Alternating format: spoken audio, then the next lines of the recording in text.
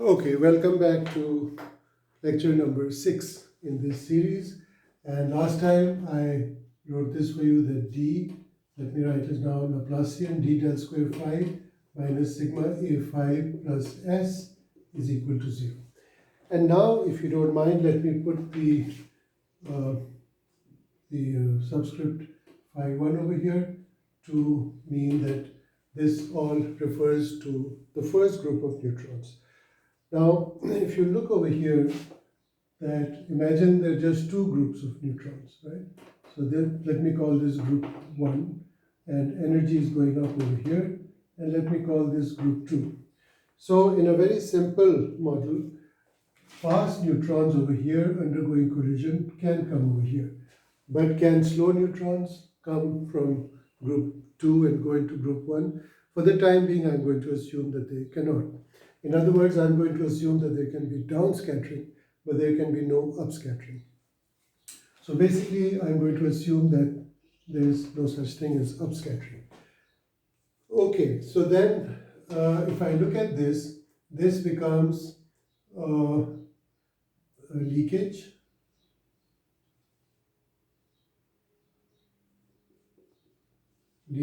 plus absorption if you take these two on that side. So source is equal to leakage plus absorption, right? And so I can write this as S1 is minus D1 del square phi 1 plus sigma A phi 1, or if you want, I can write this as del minus D del phi 1 plus sigma A1 phi 1. And in that form, it becomes del J plus sigma A1 phi 1 is the source. Now, those of you good at vector calculus can see that there is a divergence over here, because this is a vector and this is a vector and these are scalar terms. So actually, this is the group 1 diffusion equation. Now, we say that there's some downscatter over here. So when we talk of group 2, so again for group 2, we are going to have the same things over here, that we're going to have jx plus delta x. We're going to have the source. Now the source is going to be removal from group 1 into group 2 times phi 1. And absorption will be the absorption in group 2. So the total absorption will be sigma A2 phi 2 times delta V.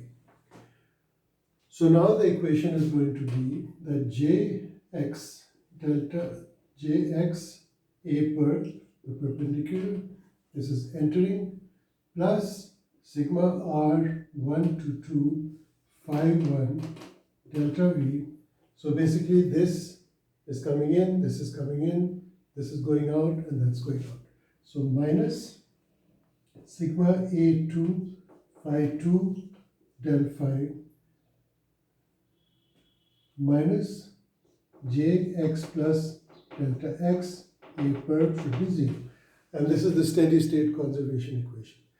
Now let's simplify this again. So what do we get? Now in place of this, let me again write Jx plus del divergence of J, right? And so d by dx times delta x. So this goes, this goes, this goes, and basically this term was in here, so this goes with this. And what do we have? We have del dot j, and this is for group 2, so del dot j2 minus sigma a2 phi 2 plus sigma r1 to 2 phi 1 is equal to 0. So again, what I'm going to do in here, I'm going to put minus d grad phi 2. So what does the equation look like? The equation looks like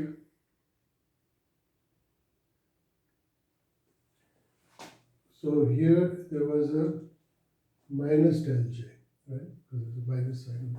So the equation looks like D del square phi 2 minus sigma A2 phi 2 plus sigma R1 to 2 phi 1 equal to 0.